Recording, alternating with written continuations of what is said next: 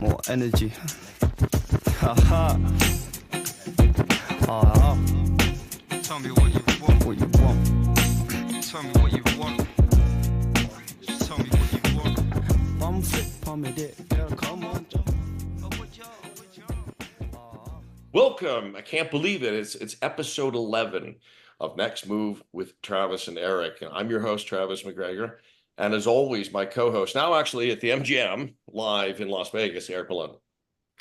Hi there, Travis. And Jose and Jesus as well. And also my good friend and from the industry of mobile telecom and everything tech is Jose Merino. Nice to meet you, and thanks for having me, guys. And our tech engineering genius, Jesus Ruiz in Spain. Hi guys, a pleasure to be here with you. Beautiful. So 1 through 10 that we talked about, okay, the premise here, this is a structure, a framework, if you will, a situation where cloud computing today, all the financial services, fintechs, and so on are using cloud services for payments, onboarding of accounts, wire transfers, ACH, and so on. And there's a lot of fraud out there. We talked about, numbers in last year is 3.1 trillion. This is my number, over 20% of the world's capital supply in the 5 or 6 years have been stolen by criminal interest online in these environments. So cloud computing as a general needs a secure execution environment. And we've introduced the concept of tamper-resistant-silicon in the form of a SIM. And we've talked about KYC and KYB and how we actually tracking and using this platform for last episode in human trafficking, how all these illicit funds that we can track and detect and so on. Today, we're going to showcase a company and a technology, intellectual property that grew out of the need to solve the problems of the modern day digital banking, digital money, and fintech. And what we're seeing today is, and we've said this on many episodes, is that the de facto standard today is, you take a driver's license, a passport, and you do an ID check with your phone, and it does a quick check and computer vision or whatever intelligence and logic and so on. And that's done once, and it's free reign to go out there and payments and everything else. And the governments, as we said, and the regulators are pushing all these consent orders to really get a handle on the granularity of who is sending money and opening these bank accounts. So I'll start with this. And Jose, I'll ask you this question. What have you seen in the years that this digital transformation in the cloud, but also the fintech, all these various wonderful services and convenience and capabilities at the fingertips of your phone? What have you seen categorically the problems in these fakes and these hacks and so on? And just please elaborate on that, because that's really what you guys have born and grown into is countermeasures, anti-fraud. Yes. So if you look at the last 5 years, what we've seen is that most of the companies were focused on securing their infrastructure. Yes. Despite the fact that they try to secure their infrastructure, there's still common breaches. I mean, as recent as a couple of months ago in the US, you had a massive breach.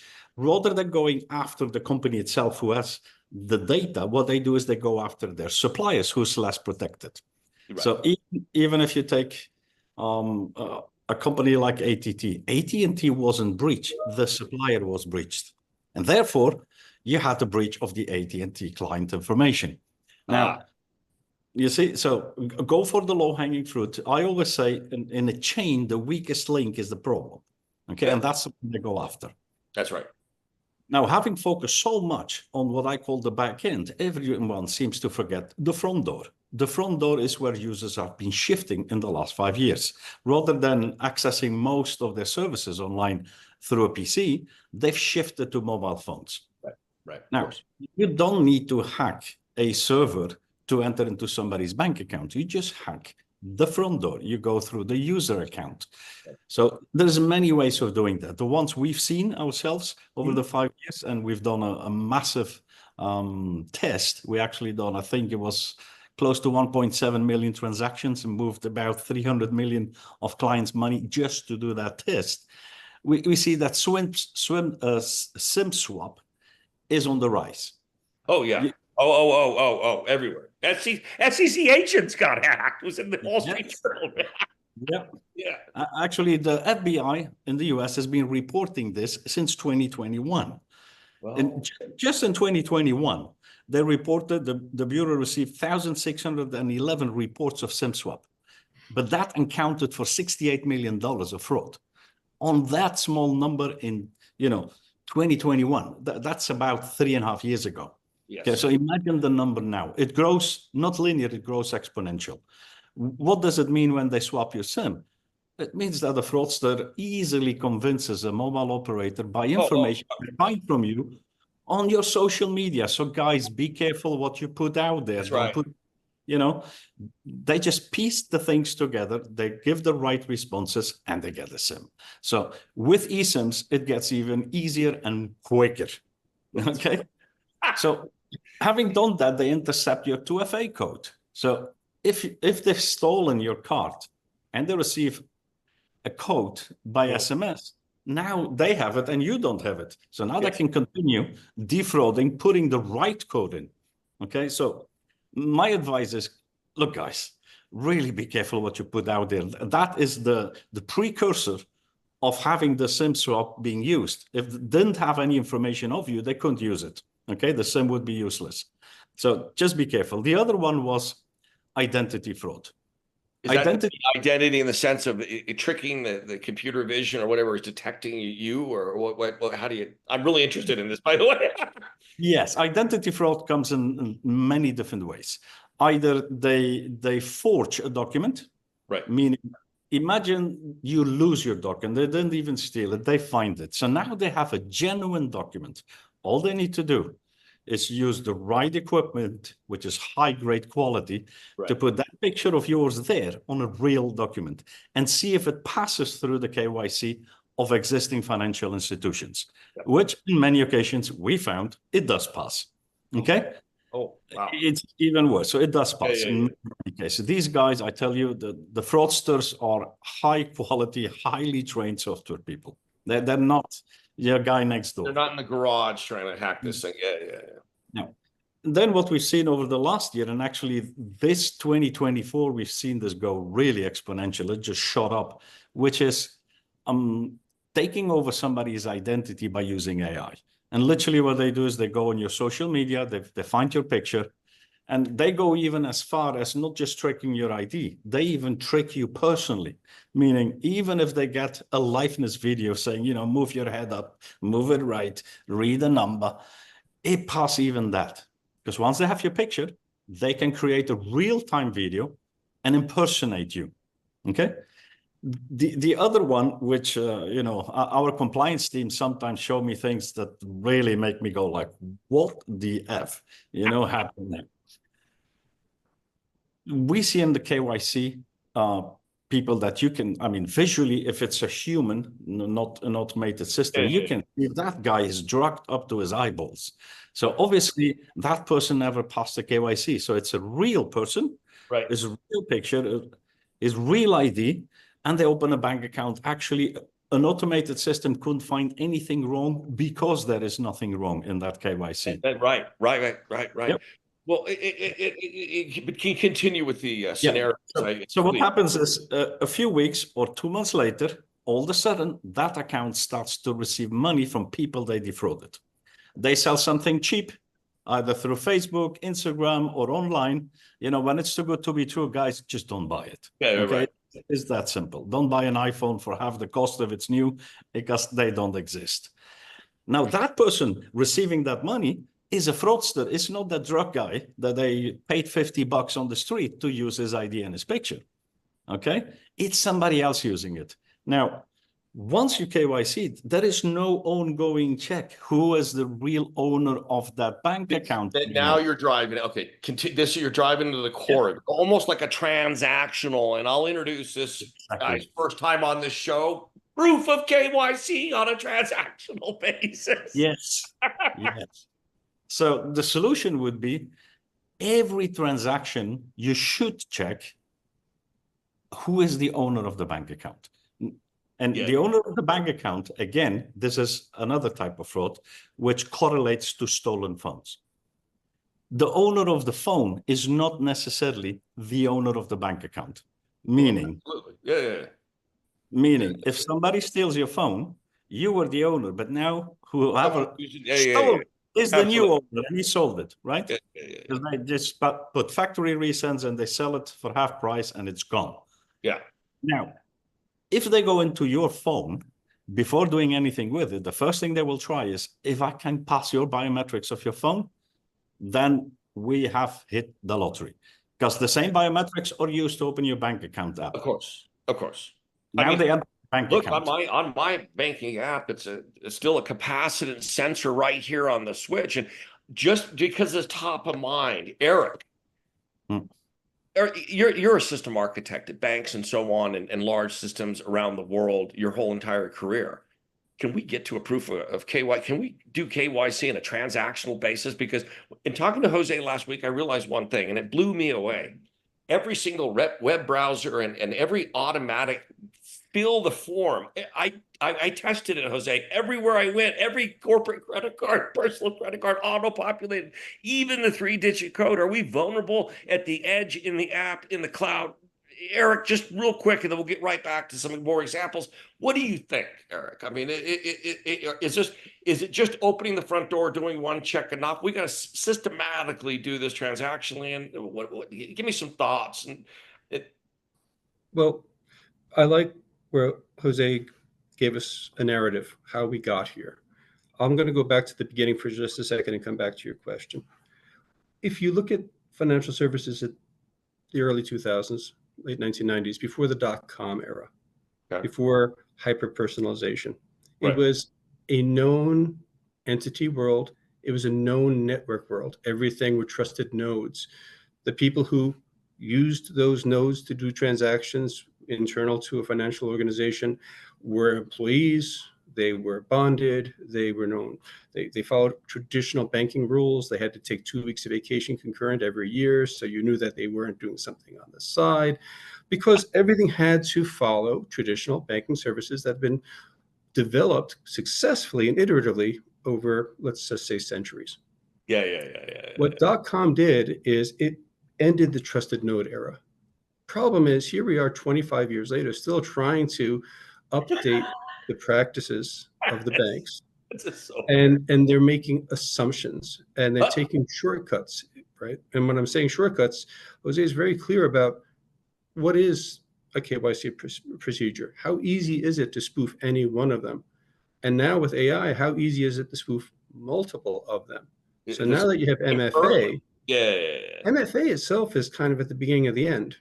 And the large tech companies are explaining this to the large banking institutions who don't want to hear it.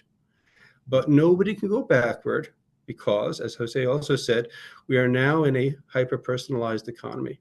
Yes. People expect it, right? So to how we go forward from here, I think it's going to be with real-time every transaction assertions, as Jose said. I think in a persona environment, people are going to not ambiguate between their business finances, their personal finances, and personal spend. It's going to be clear that if they were doing something like buying an iPhone at half price for their personal use, and then you see that the person is now doing some transactions in a different part of their personas, that should now, from behavior, be something that the good AI, because we were talking about the black hat AI, they'll have to be it's not all bad. Race of the white hat AI. Right. Say, we see forensically this is a change in behavior. But it really comes down to, I think, where Jose was saying earlier, that how do you reassert, what are you reasserting on every transaction?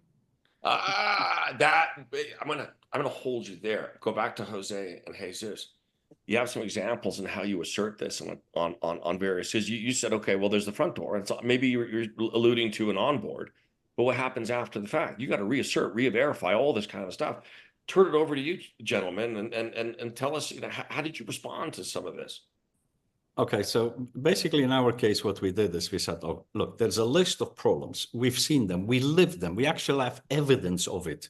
Because the thing about automated machines is, it's great, you need less manpower, but unless you check that data, you can never find the real root cause of the problem. So now we know the root cause. So all the ones I told you are the main problems that we've seen. One of forgot to tell you, and this is a legal issue, okay? And the legal issue is, unless he's in a jurisdiction, you can prosecute somebody, even if you can prove it, you've still lost, okay? Whoa. So it's a legal domicile and venue issue that they cannot prosecute because the person committing the crime is not in that physical location to be able to be prosecuted with the evidence. What does this world come to? I had no idea. Yes, it's out of jurisdiction. We've reported cases, and the answer we get is, well, they're out of jurisdiction. There is nothing we can do. Yeah. So even if you apply the law, it's still cases where you can't do anything about. So we said, well, that can't be right. There's got to be a solution for it, right? We did find a solution for this last one too. Now, where do we have to check? KYC, yes, you have to do it. It's a legal requirement. The question is, how good is it? Okay, and this is where or even if they're complying with whatever the governments are actually thinking about what is compliance at the time. I think governments are a little bit desperate. They don't know how to get the information, don't know if it's real, right? This is the biggest issue. You don't know if it's real. Okay, so what we end up doing is we said, look, unless we can link a transaction, and for us, a transaction is not exactly what everyone thinks, or at least your listeners. A transaction is not only a payment. A transaction for us is you onboard a new client, okay, or you log in every time you log in, or every time you activate something that has value. Value could be, I activate my card. Is it really me activating the card? Because if I activate it, now fraud can start, right? Or if I activate a new service or a new product, for example, I get a loan, or I take an overdraft. No, I know. I mean, it's our world is massive data that's not verified. We don't know if it's real, who's using it. Well, Joe, so, can you show some examples maybe in a second? I mean, so I cut you off, Jose. Please continue. Okay, no problem. So I'll tell you the last bit, and then probably can actually show it to you guys. Wonderful. It's very difficult to go from technology and actually make it visible. So what we did is the technology we developed is actually to put inside the apps of a bank or a financial institution, but also inside the app of anyone who has something to protect. I mean, just to cite any, say, online shopping company, for example, if you store a card, you got something to protect. That's right. Okay. Absolutely. And the same what we mentioned before, you have a third party who was hacked, but they got data of clients of AT&T. So you want to protect that, okay? So for us, we needed to find a way to associate transaction in the definition that I said before to the real person. And to the real person means, is this the owner of that account? Yes. Not the owner of the mobile phone. Right. And then two, if I establish the identity, is this person real? Meaning, is that person alive? Or is it a photo in front of a camera? Or is it a video on a 4K screen, which is super high? That's right. Or is it injected by AI? Yeah. Okay.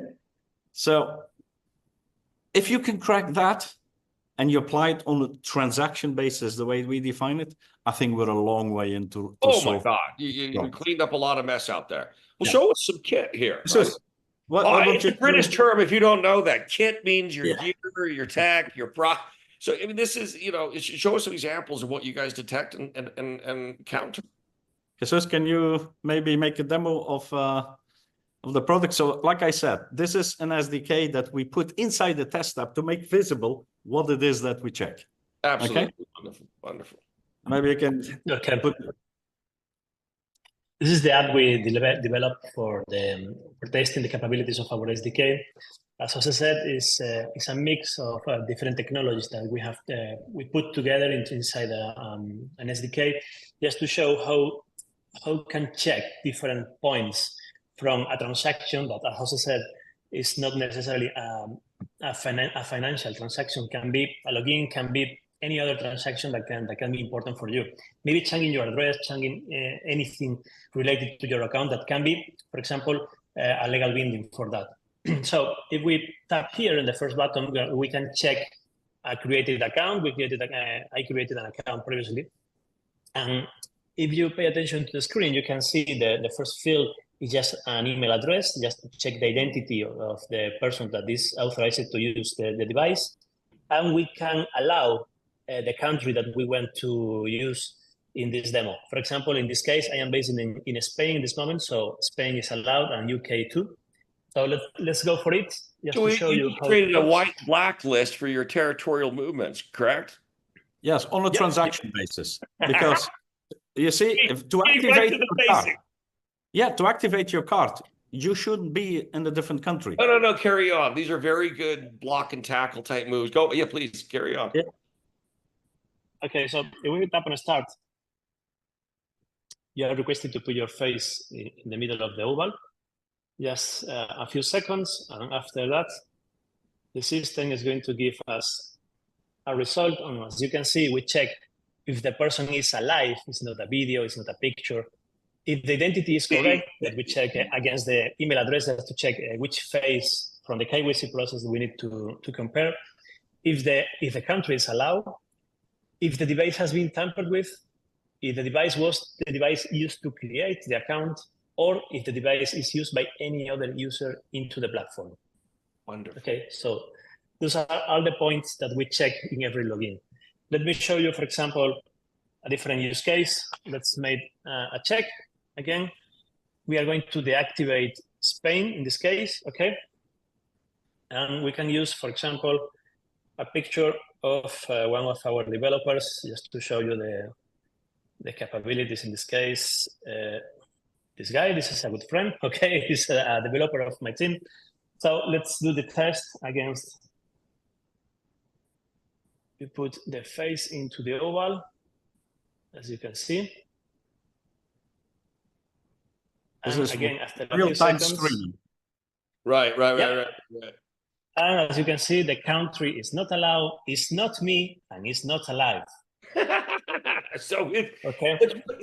okay. So the logic, the intellectual property, and how, and I'll turn this to Eric in a second, is what you're doing right there is transactional based understanding of the flow of data, who's using it, and so on, and breaking apart. So my big argument, when we took like web service calls and JSON calls with iOS and Android and put it all into one format, it's one big computing system, one big environment, and so on. So that is absolutely wonderful. And also, Eric, I know I asked wild questions in this.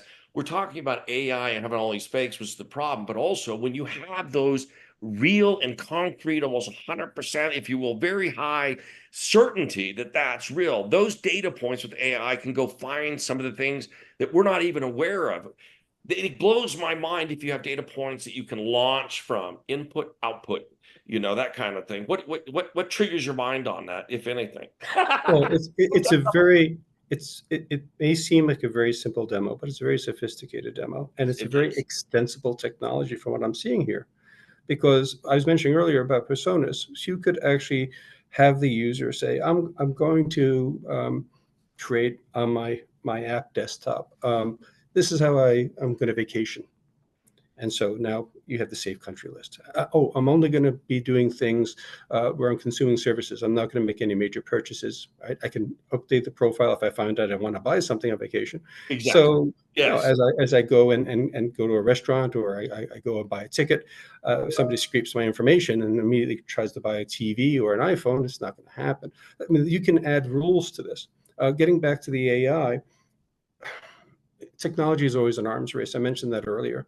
The extensibility of this gives a leg up, because as you develop this technology, you're basically telling the white hats, I'm going to use that term, hey, here are the flows, here are the combinations of things that you can do. It takes the black hats a little time to figure that out. So at least you'll have the forensics to improve this system, because you're kind of looking for what's happening. You know the happy path, you see the outliers. So there's going to be, I think Jose mentioned it twice, which is things are going at an exponential pace. Yes. Of the breakdown of the current flows for authentication and transaction, traditional transaction fraud. This can really bring that down to a much more manageable atmosphere for us to get our heads around, and now insert other types of authentication methods. It's not just, is it a live picture? That's very important, but it's going to be an amalgam of haptic information, of credential information from tokens. The list going on. That may be baseline for using this app. Like the first thing is you're going to make sure that you have the key on the local SIM and that has not been tampered. Yeah. Things like that. So highly extensible approach here. And I think this is, I don't like to use the term game changer, but it has a ring to it. Well, when you said forensic, my mind lights up, and the different side of me is I'm a litigator, so I always think about evidence and evidentiary and what can be admitted in the court. And when I learned about the venue, you can't prosecute because some guy's online in the middle of nowhere committing the crime. There's a whole flurry of things going to my mind. And I'll say this: I do know, and I won't list the banks, but there's more than 100, maybe more than 500 in the U.S. They're getting consent orders to comply. They don't have any information that I've gleaned from the situation, even though I'm independent and removed. But Jose, now with just what you showed, and Jesus, you have the information. Here is a profile of what's going on. That's the information that prosecutors, the ones that enforce and really carry and need that juicy information. Otherwise, they can't do anything. And it applies also to the fact that as we move forward into like the last episode with identifying, money laundering to human trafficking, all these things that you just showed are relevant. Absolutely. No, I agree. The applications are endless. What is important, and I think Eric touched a good point on that, is technology never stops because the bad guys grow exponentially. Yeah. You always have to look forward. So what is the next step beyond what you've seen now? Is now we link transaction to a physical individual person, because like Eric said, if you go back in the 80s, everything was in person. Yeah. Now, everything is not in person, so it becomes an issue. So we link now the physical person to the transaction. What is missing is we can link now the person to the device, but there are certain cases that we don't get access to everything we need. For example, Android phones are more flexible. We got access to what we wanted. Sure. We requested it from Apple, and they don't give you access. Always hiding between privacy. There is a fine line between privacy and protecting that user of that phone. That's going to be the battle of the future. But anyway, don't get me started on that. That's for the next episode we get on. I mean, how can we do that? So if we can't get to the device through the device itself, in all the applications, meaning both in Android and iOS, because between the two, they probably have 99% of the world market. I mean, Android, yes, is about 95%, but it's skewed because it's 95% globally, but in the US, I think it's 70-80% on iPhones. That's correct. Yeah? That is absolutely correct. It's a very Apple country. The next level is the SIM is the key. Yes. Okay. This is the key. So the next thing we have to do is find a way to link what we have to hardware. If you can't link it to the hardware of the phone, link it to the hardware of the SIM, and you're done. That's right. Now, that is going to be a game changer. I'm sorry to say, but that I do call a game changer when you combine the two. Yeah, I'll get my AI. What's another word for game changer, please? More current, less on the nose. Anyway, this is phenomenal. We typically go 15 minutes. We've gone over that, and what you ask is I'm winding this up just because our listeners and viewers like to have it as this kind of. Before you wrap up, Travis, I don't normally interrupt on the podcast. But of course you do. You raise your hand a lot, but you should. Hearing back what Jose just said, the irony is if we take the solution of creating these immutable credentials on an eSIM, and now you can get back to knowing who the individual is. The irony is all these financial institutions, traditional finance, not just fintech, can start trusting their rules a little bit more.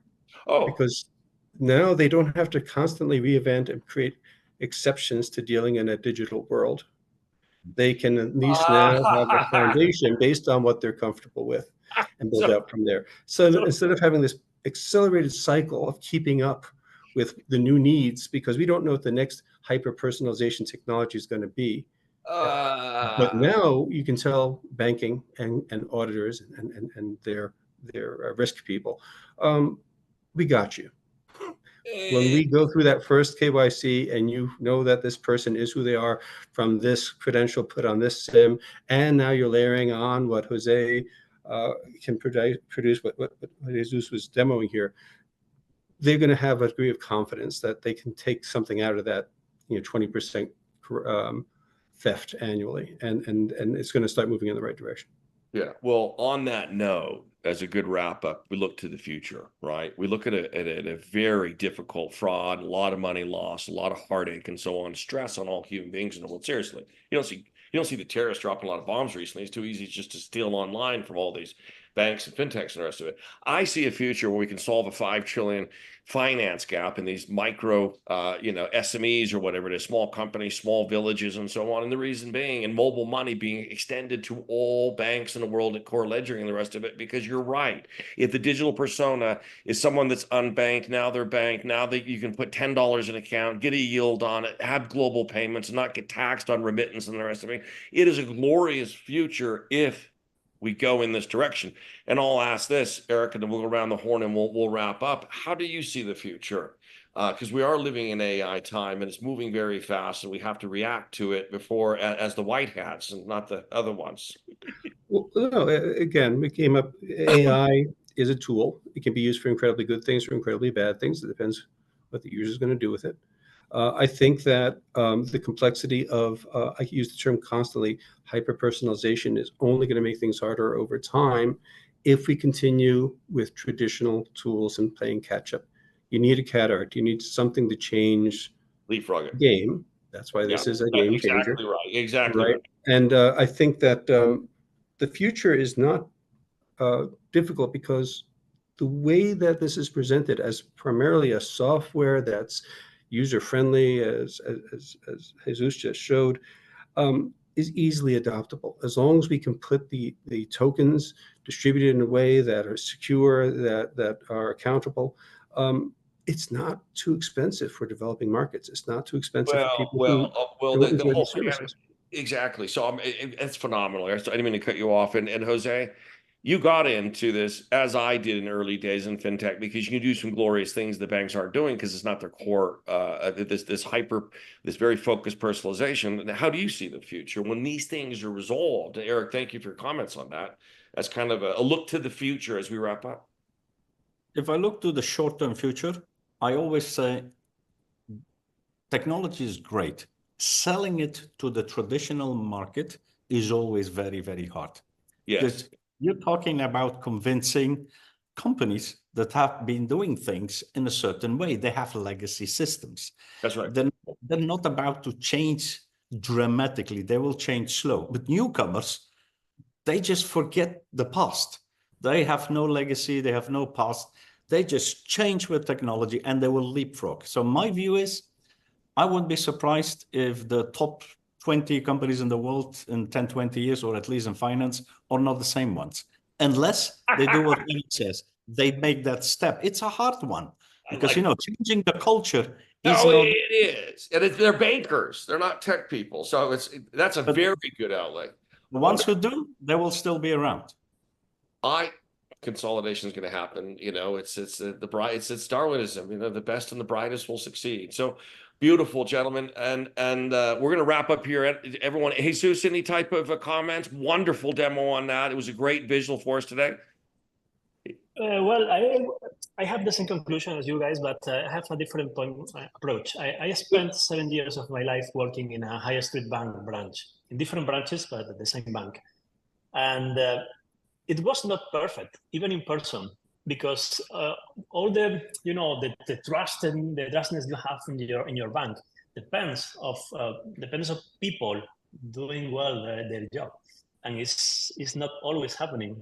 That's right. I spent 7 years. If you pay attention to the process, you go to different branches, and even in the same company, it's not the same procedure.